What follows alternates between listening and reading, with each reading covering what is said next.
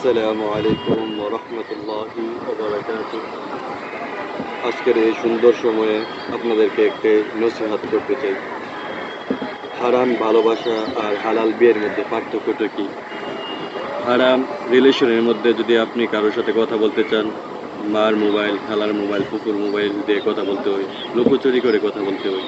আর হালাল বিয়ার মধ্যে এতই প্রশান্তি, মানুষ দাওয়াত দেওয়া হয়, গেট টাঙ্গানো হয়, জাঁকজমকভাবে বিয়ের আয়োজন করা হয়। অতঃপর আপনাদেরকে একটি প্রাইভেসির জন্য একটি ছোট্ট একটা রুমের ব্যবস্থা করে আলাদাভাবে।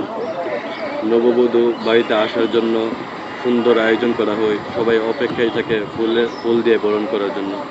আর হারাম রিলেশনের মধ্যে এত লুকোচুরি করে কথা বলতে হয়, যদি আবার একসাথে কোনো সময় ধরা পড়ে তারপর তো শাস্তি তো আছেই। হারাম ভালোবাসা আর হালাল বিয়ের মধ্যে এতটুকুই পার্থক্য। আপনি জান্নাতেও হালাল বিয়ের মধ্যে অনেক শান্তি, জান্নাতেও অনেক নিয়ামত পাইবেন, আবার হারাম রিলেশনের মধ্যে দুনিয়ার মধ্যে অনেক শাস্তি ভোগ করতে হবে। সুতরাং হারাম পরিহার করে হালালকে গ্রহণ করুন।